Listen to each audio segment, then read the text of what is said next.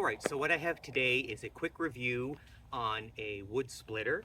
This is a Radley 5-ton electric wood splitter. If you follow our YouTube, and maybe if not, but what we do is we try to avoid gas-powered tools as much as possible. We hate things that don't start, especially when you want to use them. So we test out electric variations on things and see if it can keep up with the gas-powered versions. It's going to be the Radley 5-ton wood splitter. I'm going to show you the setup and I'm going to show you an operation. And then I'm going to give you my final thoughts on do I think it's worthy of a homestead and can it keep up with your needs. As you can see in the background, I got a lot of wood behind me. There's a lot of splitting to do. And as you can tell, this machine obviously works because I have a pile here. But I will give you my full thoughts after we get going. But first, I'm going to show you setup. All right, as for the setup, so the setup couldn't be much easier. It is no assemblies required. It comes out of the box exactly like this. The stand doesn't even need to be put on. It needs to be plugged in. There is an exhaust valve here that's completely tightened, and what happens is it's completely tightened for transport because this thing actually comes with oil. You don't need to insert any oil.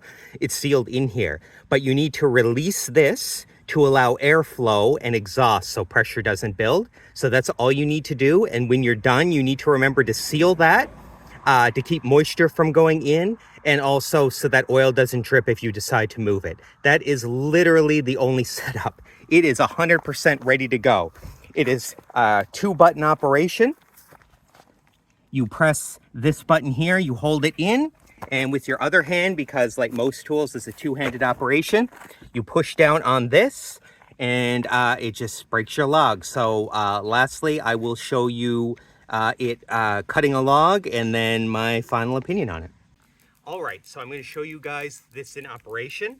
I got 4 pieces of wood. I'm not going to do the whole thing to show you, but I wanted to give you a fair example, just that you can tell how it works over multiple types of wood. I have different thicknesses of wood here, different lengths, and a combination of soft and hardwood. It'll give you a good idea of what to expect. Always wear glasses, guys, because these things pop when they break.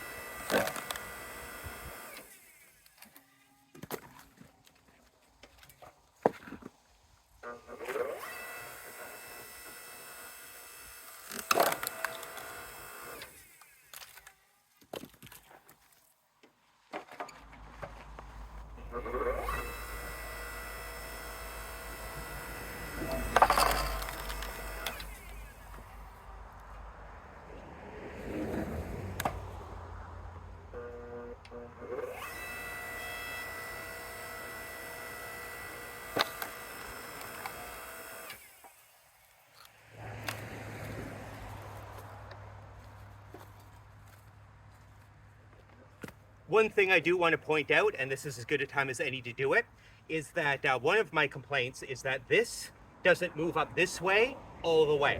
So it stops about halfway, which is fine 90% of the time, but every now and then when it doesn't crack all the way through and it's too hard to rip it apart, you have to flip the wood around in order to finish it off. So if this went up a little farther, it would fix that problem.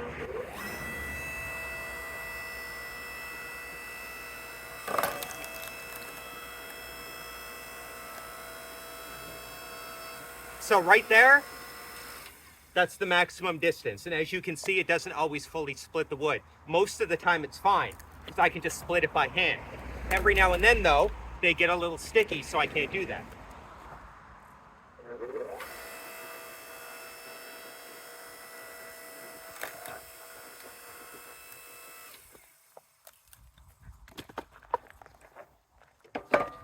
I'd say 90% of the time, I basically just need to crack the log and it's good to go.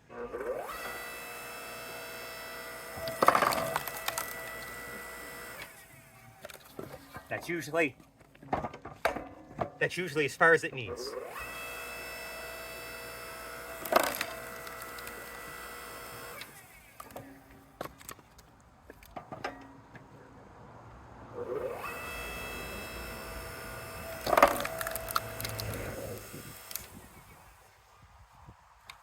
Prime example of one that could have went a little farther, but I didn't bring it all the way up. It's usually quicker to flip it around and do it from scratch rather than let it go all the way up because it is pretty slow. Well, there you have it, guys. I did 4 logs of different lengths, types of wood, soft and hardwood, and thickness. So I'll give you my final thoughts. All right, some real talk on what I think of the machine. There's a lot of pros and cons. The pros are it's incredibly easy to set up in that there's no setup at all. Relatively light, it's about 100 pounds. It's heavy, but it's light for the machine it is. It does have wheels and a carrying handle, so it is good that way. It already comes with oil. You have to put nothing in it for the first 150 hours. I love how easy it is to start and stop. That is the reason we're getting away from gas powered tools and moving to electric. Half the time they don't start, there's issues with the carburetor, or even if they're going to start and there's no issues at all, they're just too hard to start, especially in wintertime. You can do a log, walk away. It's draining no more power. You don't have to shut it down and re-go. And I think that's extra good for something like a wood splitter because you're bringing in wood, you're starting, you're stopping, you're stacking, you're moving. You don't necessarily want the machine running 24/7. And it's not running unless you're breaking the wood. So it's awesome that way. It's really energy efficient. The 5-ton power is clearly able to do any piece of wood we can throw at it, from hardwood to softwood, no matter how thick. It's very rare that anything slips off it. It's built quite well.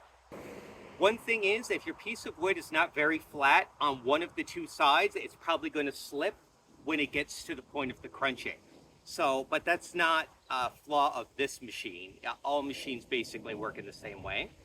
So I'm not even going to judge this machine based on that, but it's something to be aware of. If your wood you need to have your wood cut in a certain way for this to be useful. Is there any cons? It's a little slow for this to push all the way up, and it doesn't go all the way to the top.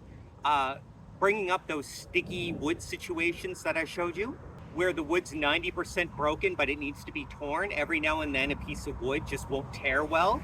It would have been nice if it broke all the way through. The easy fix for that is if it doesn't break all the way through and it holds on, you flip it around and do it again. Where it is a little slow, if you're doing hundreds of pieces like I am, this is going to take a bit of time. But not all gas-powered ones are much faster, so that's barely a concern. Overall, I'd give this a 9 to 9.5 out of 10. This is almost the perfect wood splitter. I can honestly barely think of anything it could do better. It could be slightly faster and go slightly farther if you wanted it to, like in the cases where it needs to, but that's it. Those are minor issues, and 95% of the time they won't come into play.